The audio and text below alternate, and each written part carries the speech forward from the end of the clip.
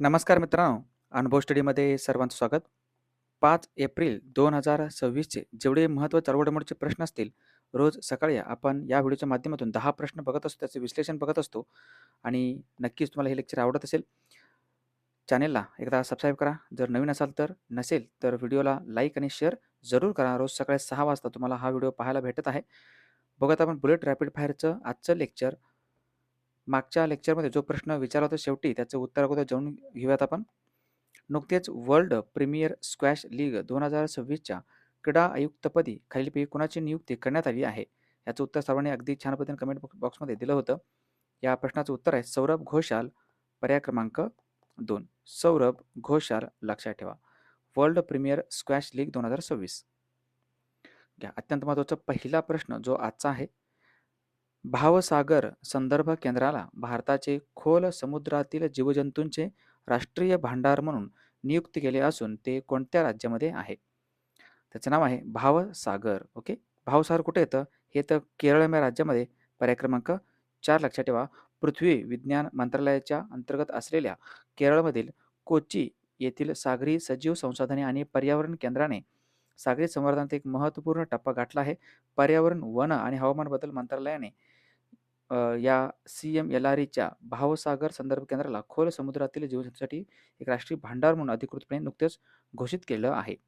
हे आहे केरळम. लक्षात ठेवा, IMP आहे. आणि भारतामध्ये सध्या जर जागतिक वारसा स्थळे विचारलं किती असतील?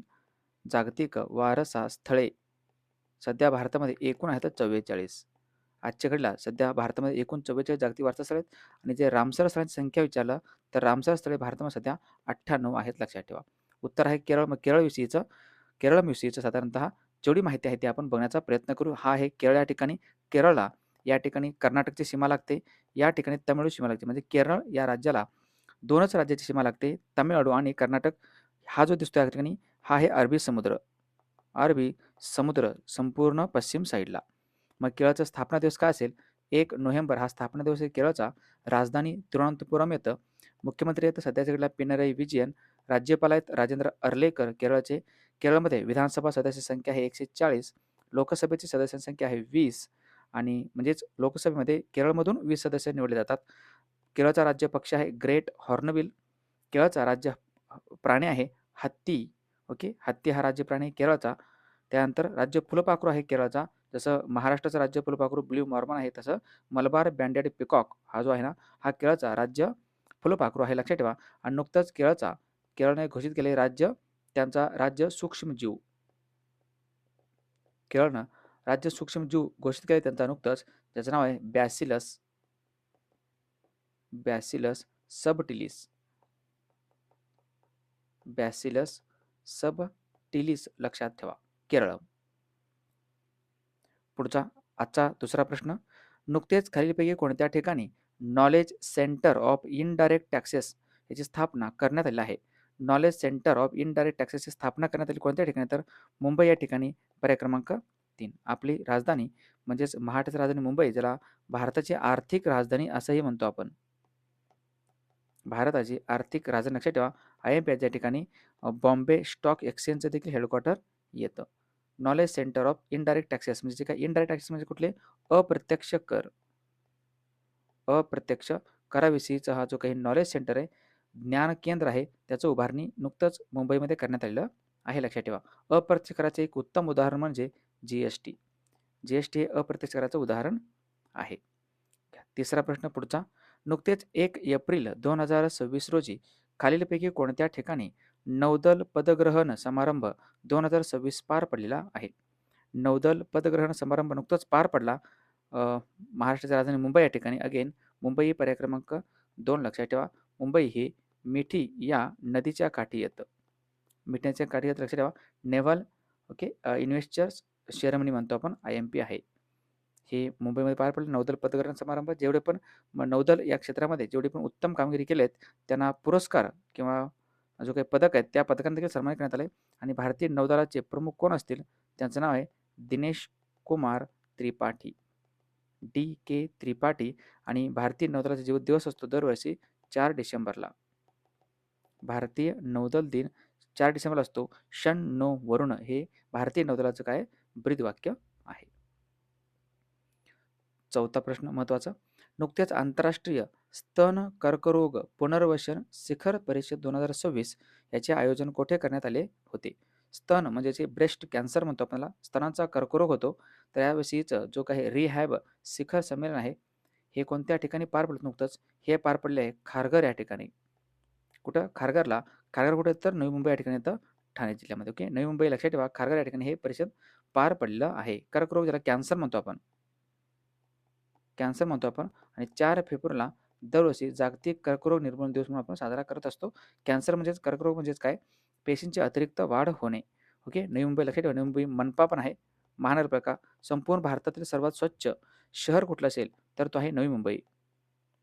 भारतामधील सर्वात स्वच्छ शहर हे आहे नवी मुंबई लक्षात ठेवा. IMP आहे आणि खरंच आहे देखील. ओके. मी आहे नवी मुंबईमध्ये मला माहिती आहे. बरं असो. ओके. हे आहे स्तन कर्करोग पुनर्वसन शिखर परिषद 2026 म्हणजे लेटेस्टवाले शिखर परिषद पार पडले त्यांच्यावरती एक नजर आपण टाकूयात. अर्थ शॉट पुरस्कार 2026 चे आयोजन नुकतंच पार पडलं मुंबईमध्ये. भारत बोधन AI कॉन्क्लेव्ह 2026 पार पडलं नवी दिल्ली या ठिकाणी. दुसरे जागतिक बौद्ध शिखर संमेलन 2026 पार पडलं नवी दिल्ली या ठिकाणी. चौथे भारत ऊर्जा सप्ताह 2026 पार पडलं गोवा या ठिकाणी. 2019 मध्ये वर्ल्ड पोलीस अँड फायर गेम्सचे आयोजन करण्यात आलं होतं अहमदाबाद या ठिकाणी. दुसरे शासकीय अधिकारी मराठी साहित्य संमेलन 2026 पार पडलं पुणेमध्ये. मोबाईल वर्ल्ड काँग्रेस 2026 पार पडलं स्पेनमध्ये. आंतरराष्ट्रीय मलेरिया परिषद 2026 पार पडलं नवी दिल्ली या ठिकाणी. रायसिना डायलॉग 2026 पार पडलं नुकतंच नवी दिल्ली या ठिकाणी. पुढचा महत्त्वाचा अत्यंत महत्त्वाचा प्रश्न 5वा. नुकत्याच दिव्यांगांच्या सक्षमीकरणाला प्रोत्साहन देण्यासाठी कोणत्या ठिकाणी पर्पल फेअर 2026 चे आयोजन करण्यात आलेलं होतं? तर हे ठिकाण आहे आपलं महाराष्ट्रामधील अकोला. पर्याय क्रमांक 1 लक्षात ठेवा. अकोलामध्ये साधारणतः किती तालुक्यात असतील तर 7 तालुक्यात अकोलामध्ये आणि अकोला हे शहर मोरणा या नदीच्या काठी आहे. अकोला लक्षात ठेवा. मोरणा अकोला जो आहे या ठिकाणी जो काही नरनाळा नावाचा किल्ला खूप महत्त्वाचा आहे. नरनाळा हा किल्ला म्हणा किंवा नरनाळा हे थंड हवेचे ठिकाण आहे. नरनाळा हे थंड हवेचे ठिकाण महत्त्वाचं आहे. अकोलामध्ये पार पडलेलं आहे. नुकतंच दिव्यांगासाठीच्या सक्षमीकरणाचा प्रोत्साहन देण्यासाठी. इथं बघा दिव्यांगाच्या सक्षमीकरणाला प्रोत्साहन देण्यासाठी अकोला येथे पर्पल फेअर 2026 चे आयोजन करण्यात आले नुकतंच आणि याचं आयोजन करण्यात आलं होतं केंद्रीय सामाजिक न्याय आणि सक्षमीकरण मंत्रालय. ओके. याचे केंद्रीय मंत्रालयाचे जे काही मंत्री आहेत ना, याचे केंद्रीय मंत्रालयाचे मंत्री कोण असतील? सामाजिक न्याय मंत्रालयाचे मंत्री त्यांचं नाव आहे वीरेंद्र कुमार खाटीक. वीरेंद्र कुमार खाटीक हे आहे का लक्षात ठेवा मंत्री आपले. पुढचा 6वा प्रश्न. नुकत्याच आलेल्या ॲक्सेस नाऊच्या इंटरनेट शटडाऊन अहवाल 2026 नुसार भारताचा जगात कितवा क्रमांक लागतो? म्हणजेच मुद्दामहून सरकारने इंटरनेट बंद केलेलं आहे. ओके. आपोआप बंद होणं वेगळं आणि सरकारने बंद केलेलं असेल तर याला म्हणतो आपण शटडाऊन करणे. मुद्दामहून शटडाऊन करणे. ओके. लक्षात ठेवा. याच्यामध्ये भारताचा जगामध्ये दुसरा क्रमांक लागतो. दुसऱ्या क्रमांकावरती भारत होता. भारताने 2025 या वर्षामध्ये साधारणतः 65 वेळा मुद्दामहून शटडाऊन केलेलं आहे. ओके. 1 नंबरला येतो म्यानमार. म्यानमारने त्यांच्या देशामध्ये गेल्या वर्षी साधारणतः 95 वेळा शटडाऊन केलेलं होतं. म्यानमारची राजधानी नॅपिडॉ. नॅपिडॉ. मग भारताने हे शटडाऊन केलेलं आहे. लक्षात ठेवा 65 वेळा शटडाऊन करून दुसऱ्या क्रमांकावरती भारत आलेला आहे. म्हणजे काही सुरक्षितत्या दृष्टिकोनातून मुद्दाम सरकार काय करत असतं हे शटडाऊन करत असतं. काही पेपर वगैरे असतील, पेपर लीक होऊ नये किंवा असुरक्षित जी माहिती आहे WhatsApp, Telegram, Instagramच्या माध्यमातून फिरू नये यासाठी शटडाऊन सरकार मुद्दाम करत असतं. त्याचे काही फायदे पण आहेत, काही तोटे पण आहेत. ओके. चला. इंटरनेट शटडाऊन अहवालामध्ये आता भारत आहे दुसऱ्या क्रमांकावरती. पुढचा प्रश्न 7वा. नुकत्याच खालीलपैकी कोणत्या राज्याच्या पोलीस दलाला राष्ट्रपती पोलीस कलर ज्याला आपण प्रेसिडेंट पोलीस कलरने सन्मानित करण्यात आले 2026 साठी? हे राज्य आहे ओडिसा. पर्याय क्रमांक 3. ओडिसा राज्य लक्षात ठेवा. गेल्या वर्षी 2025 मध्ये प्रेसिडेंट कलरने सन्मान करण्यात आलं होतं सिक्कीम या राज्याला. सिक्कीम राज्य लक्षात ठेवा. आणि राज्य विचारलं तर सिक्कीम या राज्याला राज्य पोलीस विचारलं तर ते आहे ओडिसा राज्याचा राज्य पोलीस IMP लक्षात ठेवू शकता. राष्ट्रपती कोण आहे सध्याच्या घडीला? द्रौपदी मुर्मू आहेत. मग जो काही ओडिसा आहे त्याविषयी थोडीशी माहिती आपण चेक करूयात बघूयात. हा आहे बंगालचा उपसागर. ओडिसाला कोणत्या राज्य सीमा लागतं विचारलं, कोणत्या समुद्रात सीमा लागतं विचारलं तर ते आहे बंगालचा उपसागर लक्षात ठेवा. स्थापना दिवस आहे ओडिसाचं 1 एप्रिल 1936 म्हणून 1 एप्रिल हा दिवस काय करतो आपण उत्कल दिन म्हणून साजरा करत असतो. उत्कल दिन लक्षात ठेवा. राजधानी आहे भुवनेश्वर. मुख्यमंत्री आहेत मोहन चरण मांझी. राज्यपाल 47ला ओडिसाचे हरिबाबू कंभापती. विधानसभेची सदस्य संख्या आहे 147 ओडिसाची. लोकसभेमध्ये ओडिसामधून 21 सदस्य जातात. 21 सदस्य जातात लोकसभेमधून. ओडिसामध्ये 147 आहे विधानसभा सदस्य. राज्य पक्ष आहे ओडिसाचं इंडियन रोलर, हा इंडियन रोलर आहे. राज्य प्राणी आहे सांबर, हा आहे सांबर. राज्य मासा आहे महानदी महासीर, हा तो राज्य मासा आहे. जसा सिल्वर पॉपलेट आपला मासा आहे तशा पद्धतीचा हा आहे ओडिसा. चला 8वा प्रश्न महत्त्वाचा. एप्रिल 2026 मध्ये खालीपैकी कोणत्या देशात जागतिक बँक व IMFचे बैठक होणार आहे? ज्याला आपण जागतिक बँकमध्ये वर्ल्ड बँक आणि इंटरनॅशनल मॉनिटरी फंड म्हणतो आपण. ओके, या दोन्हीचं जे काही बैठक होणार आहे ते कोणत्या ठिकाणी पार पडणार असेल? ऑक्टोबरमध्ये होणार आहे. हे होणार आहे थायलंड या देशामध्ये. पर्याय क्रमांक 2 थायलंड. थायलंडची राजधानी आता बँकॉक. बँकॉक ही थायलंडची राजधानी लक्षात ठेवा. आणि थायलंडचे नवीन पंतप्रधान म्हणले तर अनुतीन विराकुल. थायलंडची राजधानी काय असेल? बँकॉक आहे. थायलंडचे चलन काय असेल? तर ते बाहत. बाहत हे थायलंडचे चलन आहे. थायलंडसोबत भारत ओके, थायलंड, सिंगापूर, भारत यांच्या दरम्यान सिट मॅक्स युद्धाभ्यास साजरा केला होतो. भारत आणि थायलंड यांच्यासोबत सेपरेट मैत्री नावाचा युद्धाभ्यास आहे. आणि नुकताच इन सिटू नावाचा देखील युद्धाभ्यास नुकताच भारत व थायलंड यांच्या दरम्यान साजरा करण्यात आला आहे. थायलंडला म्हणतो आपण पांढऱ्या हत्तींचा देश. पांढऱ्या हत्तींचा देश असं म्हणतो आपण थायलंड. जे मी अधिक माहिती सांगतो ना, हे तुम्हाला कोण सांगत नाही चालू घडामोडी एवढं जास्त. ठीक आहे ना. ही माहिती तुम्हाला तुमच्या ध्येयापर्यंत, ठरवलेल्या ध्येयापर्यंत पोहोचण्यासाठी गरजेचं आहे. लक्षात ठेवा. फक्त चालू घडामोडी कव्हर करणं महत्त्वाचं नाही आहे. चालू घडामोडीसोबत GK पण, संदर्भात GK कव्हर करणं हे खूप मोठं काम आहे. ओके, लक्षात ठेवा. एक पेशन्स ठेवून तुम्ही जर कंटिन्यूपणे व्हिडिओ बघत असाल तर बघून घ्या आणि नक्कीच तुम्हाला पेपरच्या वेळेस मात्र त्याचा फायदा झाल्याशिवाय राहणार नाही. ओके, चला. आणि वर्ल्ड बँक आहे. वर्ल्ड बँक ज्याला जागतिक बँक म्हणतो, या दोन्हीची स्थापना ब्रेटन वूड परिषदेनुसार झाली होती 1944 मध्ये. त्याला म्हणतो आपण ब्रेटन वूड सिस्टर्स असे म्हणतात. त्यांना सिस्टर्स असे म्हटले जाते. दोन्हीच पण हेडक्वार्टर कुठे येतं? Washington DC. वॉशिंग्टन DC लक्षात ठेवा. क्रिस्टालिना जॉर्जियावा हे सध्या प्रमुख आहेत या IMFचे. आणि वर्ल्ड बँकेचे प्रमुख आहे सध्याच्या घडला अजय बांगा. अजय बांगा लक्षात ठेवा. वर्ल्ड बँक, जागतिक बँक आणि इंटरनॅशनल मॉनिटरी फंड यांची बैठक आता होणार आहे या ठिकाणी. मग जे काही नवीन परिषद आहेत त्यांच्यावरती एक नजर टाकू जे होणार आहेत अजून किंवा काही झालेले पण असतील. ब्रिक्स परिषद 2025 पार पडलं ब्राझीलमध्ये. ब्रिक्स परिषद 2026 या देशामध्ये म्हणजे भारतामध्ये होणार आहे यावर्षी. चालू आहे. G20 परिषद 2025 पार पडलं दक्षिण आफ्रिकामध्ये. आणि G20 परिषद 2026 होणार आहे अमेरिकेमध्ये. G7 परिषद पार पडलं 2025 मध्ये कॅनडामध्ये. आणि G7 परिषद होणार आहे 2026 मध्ये फ्रान्समध्ये. EIA परिषद 2026 भारतामध्ये पार पडलं पहिलं. आणि EIA परिषद 2027 होणार आहे पुढच्या वर्षी स्वित्झर्लंड या देशामध्ये. आसियान परिषद 2025 मध्ये पार पडले मलेशियामध्ये. COP30 2025 ला पार पडलं बेलेम हवामान परिषद आहे. बिमस्टेक परिषद 2025 पार पडलं थायलंडमध्ये. SCO परिषद 2025 पार पडले तियानजिन चीनमध्ये. आणि SCO परिषद 2026 मध्ये होणार आहे यावर्षी बिश्केक किर्गिझस्तानची राजधानी या ठिकाणी. चला, IMP पुढचा प्रश्न महत्त्वाचा आहे. 9वा प्रश्न. नुकतेच आलेल्या एनर्जी स्टॅटिस्टिक्स इंडिया 2026च्या अहवालानुसार जवळपास 30 गिगावॅट स्थापित क्षमतेसह कोणता राज्य हा नवीकरणीय ऊर्जेसाठी भारतातील अव्वल राज्य म्हणून उदयास आलेलं आहे? ओके, म्हणजेच 2026च्या अहवालानुसार 30 गिगावॅट म्हणजेच काय 29.98 म्हणत आपण. ओके, 29.98 गिगावॅट एवढी ऊर्जा प्रस्थापित केलं आहे. कुठला राज्य? तो म्हणजे राजस्थान. पर्याय क्रमांक 4 लक्षात ठेवा. राजस्थान आहे. राजस्थान 1 नंबरला आहे. दुसऱ्या क्रमांकावरती कुठला असेल तर तो गुजरात. त्यानंतर मग तिसरा क्रमांक कर्नाटकचा वगैरे येतो. परंतु पहिलं राजस्थान, दुसरं गुजरात एवढं लक्षात ठेवायचं आहे. नवीकरणीय ऊर्जा म्हणजे का तो संपत नाही कधीही. त्याला आपण नवीकरणीय ऊर्जा असं म्हणतो. ठीक आहे, लक्षात ठेवा. IMP आहे. आणि भारत हा नवीकरणीय स्थापित ऊर्जेमध्ये जगात कितव्या क्रमांकावर येतो जर क्वेश्चन विचारलं तर? भारताचा यामध्ये जगात कितवा क्रमांक लागतो? तो आहे 4था. लक्षात ठेवा, खूप महत्त्वाचा पॉईंट आहे. भारताचा नवीकरणीय ऊर्जा ऊर्जेमध्ये भारताचा जगामध्ये कितवा क्रमांक लागतो? तर तो आहे 4था क्रमांक आहे, लक्षात ठेवा. स्थापित क्षमतेमध्ये 4था क्रमांक आहे. मग ह्याच्यामध्ये सौर ऊर्जा येतो, पवन ऊर्जा येतात. पवन ऊर्जा जो आहे, या पवन ऊर्जेदेखील जो भारत आहे संपूर्ण जगामध्ये त्याचा 4था क्रमांक लागतो. भारताचा पवन ऊर्जेच्या निर्मितीमध्ये जगात 4थ्या क्रमांकावर आहे. 4थ्या क्रमांकावर आहे.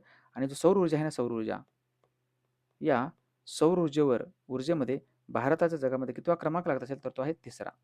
स्थापित क्षमता बरं का, हे लक्षात ठेवा. हे आहे स्थापित क्षमता. 3रा क्रमांक सौर ऊर्जेमध्ये आहे. आणि संपूर्ण भारत म्हटलं, भारतामध्ये जेवढी ही नवीकरणीय ऊर्जा होते त्यामध्ये 71% नवीकरणीय ऊर्जा ही सौर ऊर्जेपासून येतं. सौर ऊर्जेपासून येतं. बघा तुम्ही वेगवेगळ्या ठिकाणी जर बघितलं कंटिन्यूपणे सगळीकडेच आपल्याला सोलार दिसतात बघा, सोलार पॅनल. त्याचं कारणच हे आहे सोलार असण्याचं पाठीमागचं. आणि सगळ्यात जास्तीत जास्त जे काही ऊर्जा भेटते 70% पेक्षा जास्त ही या सौर ऊर्जेपासून भेटत असते, लक्षात ठेवा. पवन ऊर्जा, त्यानंतर पवन ऊर्जा आहे, हे बाकीचे कमी आहेत, परंतु महत्त्वाचा आहे तो म्हणजे सौर ऊर्जा, सोलर एनर्जी. मग राजस्थान हा 1 नंबरला येतो. तर राजस्थानविषयी 2-3 पॉईंट आपण बघूयात. राजस्थानची राजधानी येतं जयपूर. राजस्थानचे मुख्यमंत्री येतं भजनलाल शर्मा. राजस्थानचे राज्यपाल येतं हरिभाऊ बागडे. विधानसभेमध्ये राजस्थानची सदस्यसंख्या आहे 200 आणि लोकसभा सदस्यसंख्या आहे 25. 200 आणि 25 लक्षात ठेवा. राज्य पक्ष आहे राजस्थानचं गोडाऊन. हा गोडाऊन म्हणजेच काय, हा माळढोक आहे. माळढोक पक्ष आहे राजस्थानचा राज्य पक्षी. त्यानंतर राज्य प्राणी आहे उंट पण आहे आणि चिंकारा पण आहे, दोन्ही पण आहेत. उंट आणि चिंकार हा आहे राजस्थान. जर कोणाला जिल्हा पण पाहिजे असतील तुम्ही या ठिकाणी बघून घेऊन वाचून घेऊ शकता. ओके, चला राजस्थान IMP येतं. पुढचा अंतिम प्रश्न 10वा. दरवर्षी राष्ट्रीय सागरी दिन हा कधी साजरा केला जातो? सागरी दिवस असतो, दरवर्षी असतो, तो म्हणजे 4 एप्रिलला. पर्याय क्रमांक ओके, हा असतो मेरीटाईम डे 5 एप्रिलला. 5 एप्रिल असतो पर्याय क्रमांक 4, लक्षात ठेवा. IMP आहे. नॅशनल मेरीटाईम डे 5 एप्रिलला असतो सागरी दिवस. मग बघत आपण जेवढी ही एप्रिल महिन्यातील दिवस आहेत त्यांच्यावरती एक नजर. 1 एप्रिलला असतो उत्कल दिन. 2 एप्रिलला असतो जागतिक स्वमग्नता दिवस किंवा ज्याला आपण ऑटिझम अवेअरनेस डे म्हणतो आपण. आणि आंतरराष्ट्रीय बालसाहित्य दिवस 2 एप्रिलला असतो. 4 एप्रिलला आहे जागतिक खान जागृती दिवस. 5 एप्रिलला असतो राष्ट्रीय सागरी दिन किंवा राष्ट्रीय समता दिवस. 6 एप्रिलला आहे आंतरराष्ट्रीय विकास आणि शांततेसाठी क्रीडा दिवस. 7 एप्रिलला असतो जागतिक आरोग्य दिवस. 9 एप्रिलला आहे CRPFचा शौर्य दिवस. 10 एप्रिलला आहे जागतिक होमिओपॅथी दिन. 11 एप्रिलला असतो शिक्षक हक्क दिवस किंवा राष्ट्रीय सुरक्षित मातृत्व दिन आणि महिला सुरक्षा दिन. 14 एप्रिलला आहे अग्निशमन सेवा दिवस, डॉक्टर बाबासाहेब आंबेडकर जयंती. 15 एप्रिलला असतो महिला बचत दिवस. 18 एप्रिलला आहे जागतिक वारसा दिवस. 21 एप्रिलला असतो नागरी सेवा दिवस. त्यानंतर 22 एप्रिलला आहे जागतिक वसुंधरा दिन. 23 एप्रिलला असतो जागतिक पुस्तक व कॉपीराईट दिवस किंवा जागतिक भाषा दिवस. 24 एप्रिलला आहे राष्ट्रीय पंचायत राज दिन. 25 एप्रिलला असतो जागतिक मलेरिया दिवस. 26 एप्रिल आहे जागतिक बौद्धिक संपदा दिन किंवा आंतरराष्ट्रीय चर्नोबिल आपत्ती स्मरण दिवस. 29 एप्रिलला असतो आंतरराष्ट्रीय नृत्य दिवस आणि आंतरराष्ट्रीय रासायनिक युद्धात बळी पडलेल्यांचे स्मरण दिवस. हे होतं अत्यंत महत्त्वाचं आजचं लेक्चर. मागच्या किंवा कालच्या लेक्चरवरती एक रिव्हिजन आपण टाकूयात, कारण रिव्हिजन जोपर्यंत होत नाही तोपर्यंत आपण पास होणार नसतो. ओके, बघूयात आपण. नुकतेच कोणत्या कंपनीने भारतीय लष्कराला प्रहार लाईट मशीन गनची पहिली तुकडी सुपूर्द केली? अदानी डिफेन्स. नुकतेच इनडोअर लांब उडीमध्ये 8 मीटरपेक्षा जास्त टप्पा ओलांडणारा पहिला भारतीय खेळाडू कोण ठरला आहे? त्याचं नाव आहे लोकेश सत्यनाथन, जो की बेंगळुरूचा खेळाडू आहे. नुकतेच निधन झालेले चंद्रिका प्रसाद संतोखी हे कोणत्या देशाचे राष्ट्रपती होते? हे होते सुरिनामचे राष्ट्रपती.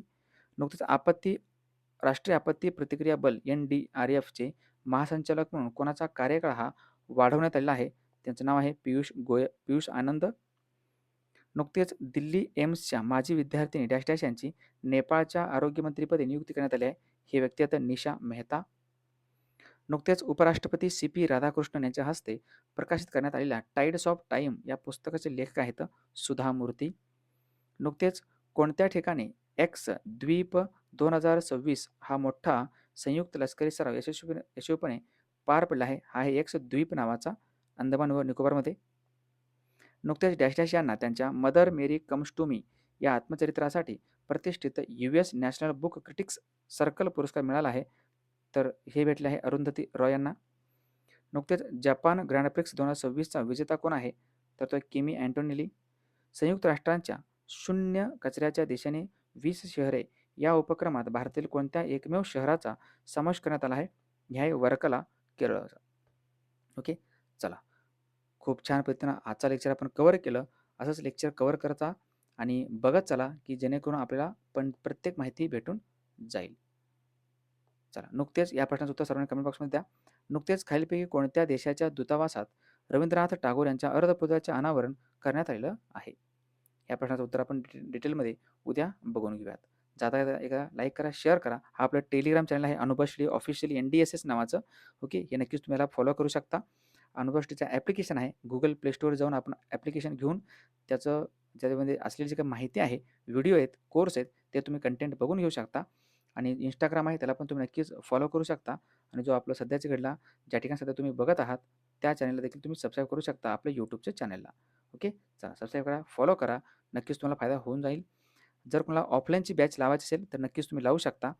समर्थ करिअर अकॅडमी सोलापूरच्या माध्यमातून नवीन बॅच तुमच्यासाठी ओपन झालेली आहे 2 एप्रिल 2026 पासून. ओके, ग्राउंड आणि लेखी दोन्हीची तयारी जर करायची असेल तर नवीन फाउंडेशन या बॅचचा फायदा घ्या, जेणेकरून येणाऱ्या भविष्यामध्ये तुम्हाला याचा नक्कीच उपयोग होऊन जाईल. 2026-27 जी काही भरती होणार आहे ना, त्यासाठी ही बॅच कामाची आहे. मात्र लक्षात ठेवा, ही जी बॅच आहे ना, ही सोलापूरमध्ये अनिवासी बॅच आहे. जर कोणाला निवासी बॅच लावायचं असेल, राहणे, खाणे एकाच ठिकाणी सर्व भेटायचं असेल, तर तुम्हाला लातूरला यावं लागेल. माऊली करिअर अकॅडमी लातूरला. ही आहे निवासी बॅच आणि अनिवासी बॅच. दोन्ही पण जसं तुम्हाला योग्य वाटेल तसं तुम्ही फायदा घेऊ शकता. ओके, सर्व विषय कोणत्याही ठिकाणी शिकवले जातीलच. जर सोलापूरला असाल तर नेहरू नगर हा पत्ता आहे, वाचून घ्या. काय जर एक्स्ट्रा माहिती पाहिजे असेल तुम्ही या दिलेल्या नंबरवरती संपर्क करू शकता. ओके, चला. इथं थांबूयात आपण आता राजगुरू, नादवर्दीचा आणि स्वप्नपूर्ती तिन्ही पुस्तक मार्केटमध्ये अवेलेबल आहेत. दुकानात पुस्तक आहेत. कोणाला घ्यायचं तर घेऊ शकता. अधिक माहितीसाठी ह्या नंबरला WhatsAppला मेसेज करू शकता. आता लाईक करा, शेअर करा, तुमच्या मित्रापर्यंत पाठवा. भेटू उद्या सकाळच्या 6 वाजताच्या बुलेट रॅपिड फायरच्या लेक्चरमध्ये. लेक्चर थोडंसं मोठं का होईना, ओके, झालं पण असेल, हे 20 मिनिटाच्या वर गेलं असेल, पण काय हरकत नाही, परंतु तुम्हाला कंटेंट चांगलं भेटलेलं असेल. ओके, चला, थँक जय हिंद.